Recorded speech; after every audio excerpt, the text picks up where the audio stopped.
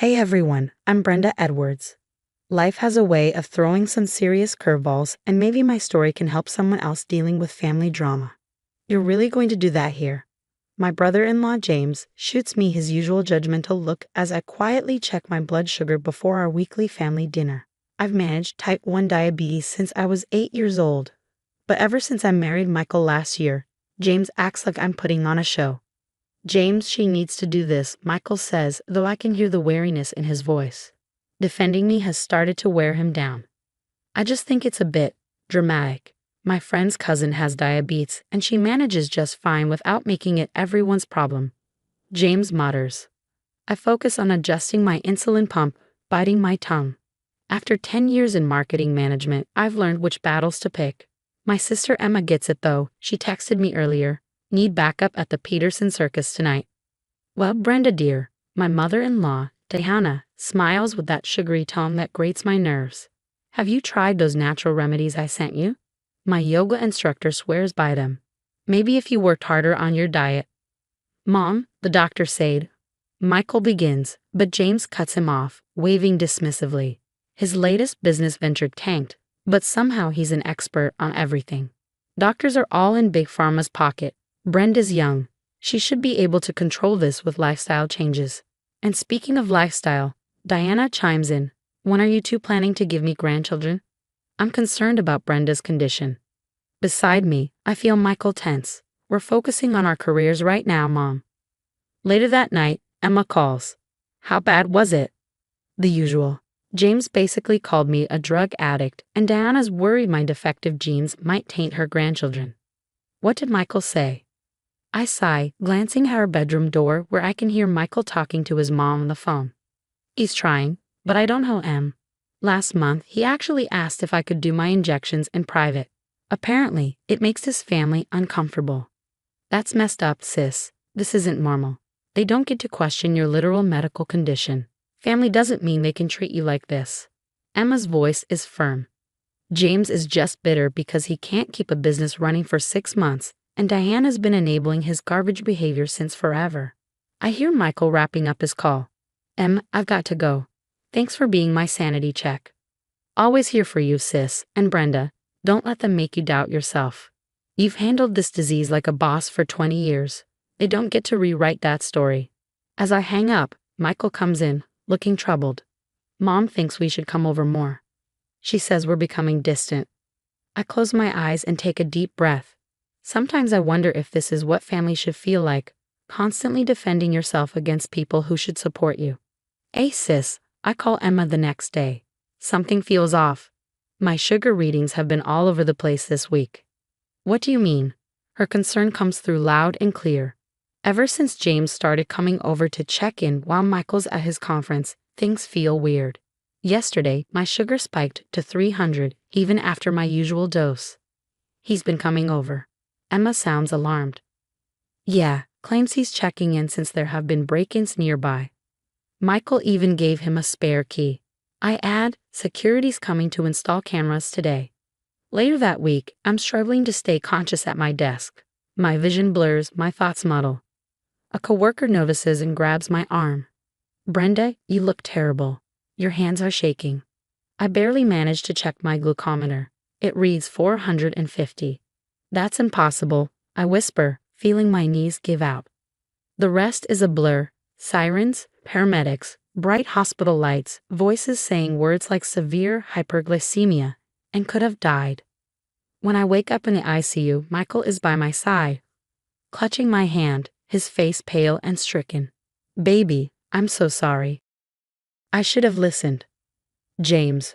What about James? I struggle to sit up, my heart monitor beeping faster. Michael looks crushed.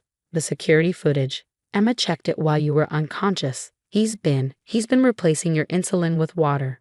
Mom knew. She helped him plan it. My world spins as I process his words. What? There's video. Michael nods grimly, holding a tablet. He presses play, and the footage is unmistakable. James sneaking into our house, tampering with my insulin cartridges. In another clip, he's talking to Diana in our kitchen. She needs to learn, Diana says. Michael's too blinded by her act to see what she's doing to this family. James chuckles darkly. Don't worry, Mom. A few days without her precious insulin, and everyone will see she's been exaggerating this whole time. Michael's hands shake as he turns off the video. I've already called the police. They're reviewing everything. I'm done with them, Brenda. I chose them over you so many times, but I'm done. They could have killed you. I'm too exhausted to cry, too drained to feel angry, but watching Michael finally confront the truth about his family lifts a weight off my chest. The doctor said if Emma hadn't called when she did. I know, Michael whispers, anguish on his face. I'll never forgive myself for not seeing it sooner, for doubting you. You could have died because I was too weak to stand up to them. Just then, a detective enters, his expression grave. Ms. Edwards, during our investigation, something concerning came up in Mr. Peterson's background check. Emma leans forward, alarmed. What kind of something?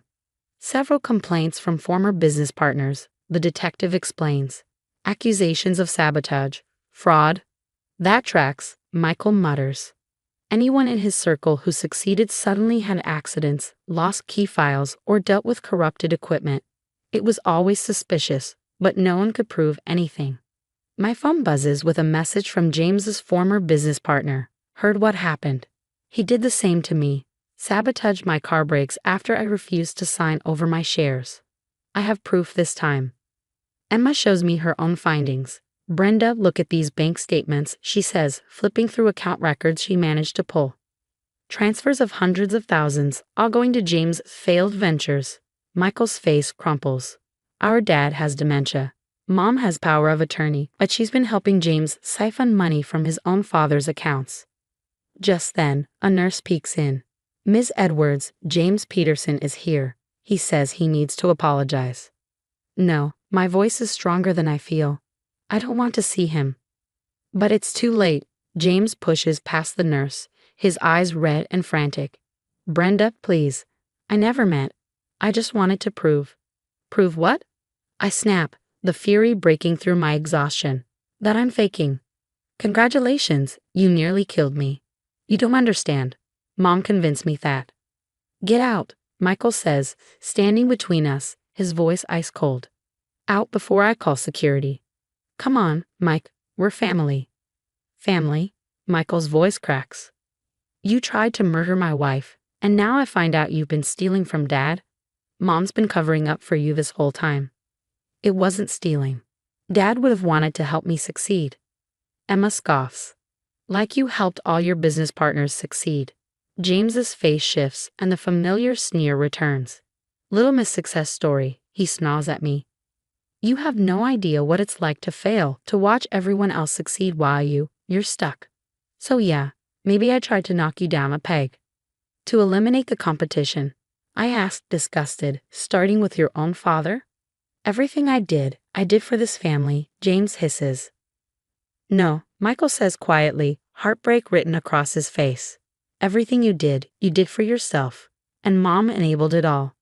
But it's over now, the police have the footage, the bank records, everything. James lunges forward, but security arrives just in time, dragging him out as he screams about loyalty and betrayal. When the door finally closes, Michael turns to me, his face broken. I chose wrong, Brenda. Every time I let them make me doubt you. Every time I stayed silent to keep the peace. I chose wrong.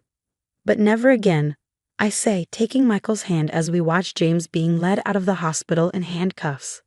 Sometimes karma needs a little help from security cameras and bank records. Breaking news flashes across the screen. Local businessman James Peterson sentenced to 15 years for elder abuse and investment fraud. I turn up the volume, watching my former brother-in-law being taken away, satisfaction settling in. Just then, my phone rings. It's Diana. Brenda, please, she says, her voice frail and desperate. The family's falling apart. James's wife left with the kids. The country club revoked our membership. Everyone's talking. Sounds like consequences to me, Diana. Can't you ask Michael to speak to us? His father keeps asking for him. Oh, you mean the father you helped steal from? That's rich. Just then, my phone buzzes with an email. Guest who just made department head. I cut her off, grinning. You're talking to the youngest marketing director in company history. Look at you, thriving while they're diving. Emma texts me as I read aloud. And by the way, your diabetes advocacy group got featured in the Times. Diana, I have a life to live. One that doesn't involve people who tried to kill me. We never meant it. Brenda, please, the social services investigation is ruining us. Can't you just tell them it was a misunderstanding? Of like how James misunderstood his way into his father's bank account? Or how you misunderstood all those forged signatures. Here's the thing, Diana. Family should forgive, but family shouldn't try to murder each other. Goodbye. I hang up just as Michael pulls up to pick me up for dinner. He hasn't spoken to his family since the hospital. That was his choice, not mine. James's sentencing was today. I tell him as he settles in beside me. 15 years. Michael nods, his expression grim. Dad's nursing home call, he adds. He's doing better now that he's away from them. Actually remembering things. Funny how that happens when people aren't drugging you to steal your money. My phone buzzes again. Another message from Diana. Please, everyone's abandoned us. The church committee asked me to step down. James's wife won't let us see the grandkids. I show Michael the message and he deletes it without reading. You know what's crazy? I say, watching the news recap James's fall from grace. They really thought they'd get away with it, all of it. They always did before. Dad's money, Mom's influence. There were never any consequences, until they messed with the wrong diabetic. I smile as Emma sends me a new photo. Diana leaving the social services building, hiding her face from reporters. No more charity galas, no more social clubs. Just a lonely woman, now stripped of her illusion of control and respect. Ready for dinner? Michael asks. That new place downtown? I smile. Yeah, just let me check my insulin, my real, untampered insulin. As we leave, I glance at the news one last time. James in handcuffs, Diana in disgrace, their victims finally getting justice. And me? I'm not just surviving. I'm thriving.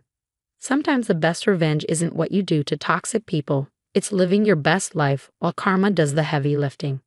So, what would you do if you discovered your own family had been gaslighting you about your health? Would you press charges immediately, or would you gather evidence first, like I did? And here's something to consider. Was Michael partially responsible for enabling his family's behavior by not standing against them sooner?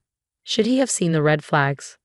I'm curious to hear your stories of dealing with toxic family members and how you handled betrayal from those who were supposed to protect you. Did you cut ties completely or try to maintain a relationship? Leave your thoughts in the comments below.